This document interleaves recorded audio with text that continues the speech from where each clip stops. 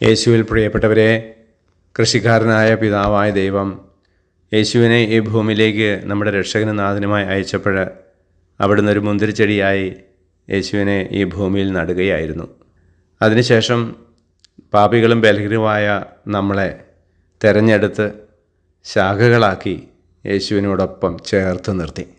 പിതാവായ ദൈവം നമ്മളിൽ നിന്ന് നല്ല ഫലങ്ങൾ പ്രതീക്ഷിക്കുന്നുണ്ട്.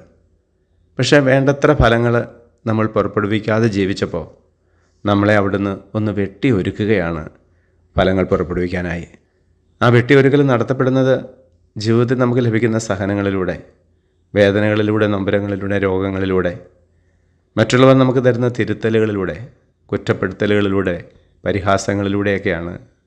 അങ്ങനെ വെട്ടി ഒരുക്കപ്പെടുവാൻ തയ്യാറായാലേ നല്ല ഫലങ്ങൾ പുറപ്പെടുവിക്കാൻ പറ്റൂ.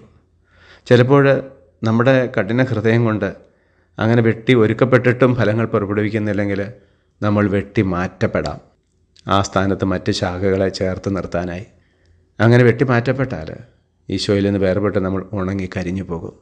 അതുകൊണ്ട് ഹൃദയ പശ്ചാത്താപത്തോടെ തെറ്റുകളെക്കുറിച്ച് അനുദപിച്ച് നമുക്ക് കൂടുതൽ കൂടുതൽ ഫലങ്ങൾ പുറപ്പെടുവിക്കാനായി യേശുവാകുന്ന മുന്തിരിച്ചെടിയോട് ചേർന്ന് നിൽക്കാം. സ്നേഹനാഥനായ ഈശോയെ, ഞങ്ങളെ അനുഗ്രഹിക്കുമാറാകണമേ, ഇപ്പോഴും എപ്പോഴും എന്നേക്കും. ആമേൻ.